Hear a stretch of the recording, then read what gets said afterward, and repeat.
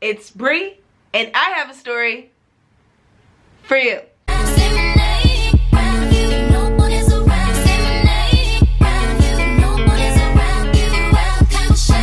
So this is a story time that I've always wanted to tell, but I couldn't figure out how to make it make sense to someone that wasn't there. But today, I feel like I finally solved that problem. So today, I'm gonna tell you guys the story of how I fought my best friend.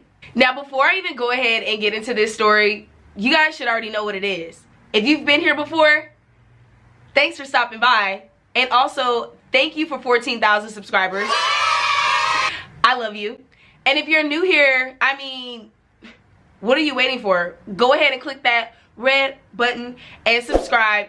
And don't forget to click that bell for notifications, because I know after this you guys are gonna want to see Bree all the time, every time I upload. I would say this story takes place 2 years ago, because this is the best friend that I told you guys tried to ruin my life. You know, like that really emotional story time that I did? Yeah, same girl. This story time takes place somewhere in the middle. Somewhere right before I decided it would be healthier to stop hanging out with her, but somewhere also right before she went to rehab. That's the kind of like honeymoon phase that me and this girl, let's keep the name, let's call her Q. During this time, Q and I were literally basically like sisters. Like, we were hanging out every single day. We were either sisters or roommates, because you know, like when you're a girl and you kick it with another girl for too long, there comes that time where you just like start to hate them. Yeah, so that's pretty much what happened. Q and I were partying hardcore like every single day. And it didn't matter if it was a Wednesday, a Tuesday, a Monday night, or Thanksgiving. This was probably like our 3rd day in a row of partying hard and not getting barely any sleep. I know personally I was on the brink of delusion, because I'm like, when am I gonna get a full night's sleep? Like, I had not gotten a full night's sleep in literally 3 days, and that's probably an understatement. Like, it was probably damn near a school week that I did not lay down and get real sleep. I told you guys in the other story time that like Q and I, we dabbled in drugs. We had our fun for sure, because if I'm telling you that I was not sleeping for 2, 3, 4 days, I mean, y'all can put 2 and 2 together. Our sleep schedules were definitely off, because even though we were both not getting sleep, she was getting more than me. And it started to like piss me off a little bit. I remember on this day, I'm like looking at her and I'm so mad that she's sleeping and I'm not. Like, I'm literally bitter. And I see that she has some weed. She was sleeping good. She had already been asleep for like 2 hours. And I remember when I first looked at the weed, I was like, no, like, we're not gonna do that. Like, it's kind of like when you know your mom's gonna get mad if you even ask, but you want it so bad you're considering getting cussed out just to get it.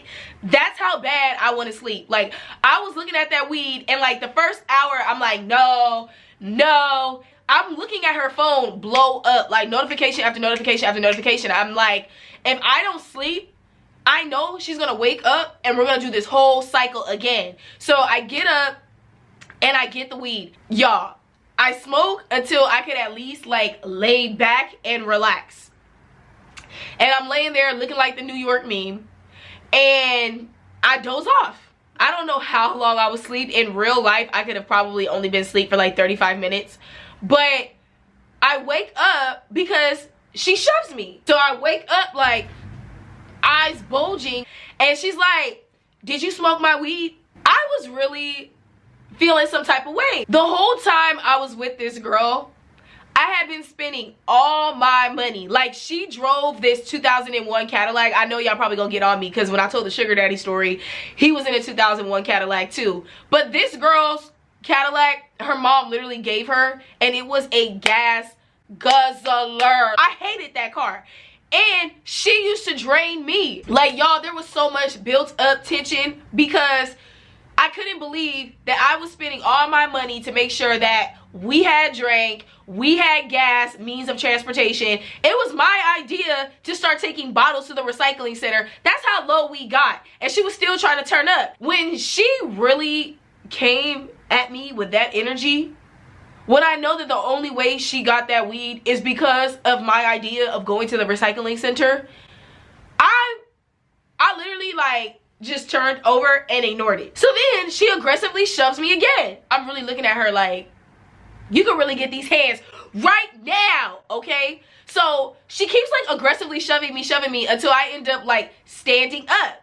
And I'm standing up like aggressively because I'm like, I needed to sleep. Like I was at this point, I'm like using my words and explaining to her like, girl, like I only did it because I need sleep. Like I'm tired. Like I'm tired. I'm trying to see if she has any kind of remote compassion, but this girl is like out of her mind.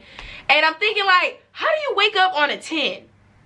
How do you get rest and wake up with the same energy? Like I can't do that. So the conversation escalates and escalates. And ladies, you know, once we get in an argument and the fire is sparked, we can't stop it. At this point, both of us are like heated. She's mad because I smoked her weed in her sleep, even though I'm like, did I try to wake her up? And I'm mad at her because she got more than enough weed to let me smoke so I could at least be able to sleep.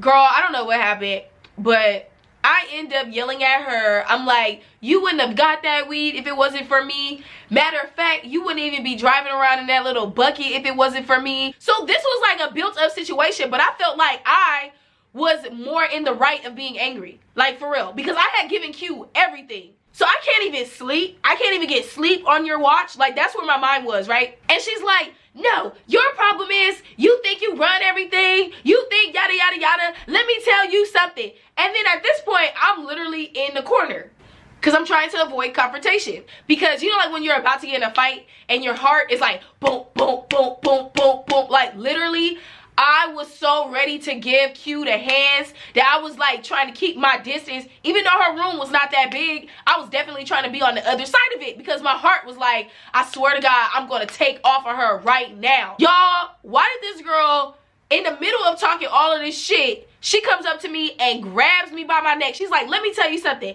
Let me tell you something. And then grabs me by my neck and tries to choke me out. At this point, my mind is made up and the psycho switch had flipped. Like, I was literally about to destroy this girl. So, I'm literally standing there, eyes soulless, and I'm just like, do what you gotta do. Do what you gotta do. And I know that she could, like, hear my soul leave my body because she just took that opportunity to get a few licks in. Like, yeah, I choked you. Now I'm about to boom, big, boom. And at this point, I'm laughing. I'm like, okay, all right, do what you gotta do. You done? You done? And it was like I instinctively knew when her last hit was gonna be because I was not reacting physically whatsoever. Like I was just like letting her get her licks in. Like she obviously needed it. She was obviously that mad, whatever. As soon as that last blow landed, I was literally like, boop, boop, boop, boop, boop, boop, boop. Like, y'all, like, I was literally Bruce Lee-ing this bitch, giving her the uppercut, the undercut, the overcut, the back kick. Like, I was literally tearing her up. I didn't even stop there. I grabbed her by her head, and I'm, like, banging her head on the ground. And I'm like, you want to put your hands on me? You want to put your hands on me? The hand of the Lord, our Savior himself, literally was the only reason that stopped me from fighting this girl because I'm on top of her. And mind you, I had never gotten on top of anybody in a fight, so I was really feeling myself. I was really like, pop, pop, pop, pop. At this point, I see that she's just laying there in fetal position. She's not even being fun. She's not even fighting back. And I'm like, I'm done. So I get up off of her. And I'm just looking at her. I'm like, let me see the damage that I've done. Let me see the damage that I've done. I want to see. And she gets up looking like Cardi B, but leaking. Like, she literally had a knot and she was bleeding. And oh my God, the satisfaction that it brought me, because y'all don't understand. Q was talking a lot of shit. And I don't know if you guys need to go back and watch that story time, but Q's special power was manipulating me and putting me through guilt trips and flipping every situation for it to be my fault. So to finally like put her in her place with violence, that shit felt so good. And to see her bleeding, oh my God, that felt so good. Literally at the same time, her dad appears at the door, opens the door. She gets up, realizes that she's bleeding, and she's like, I'm calling the police, I'm calling the police.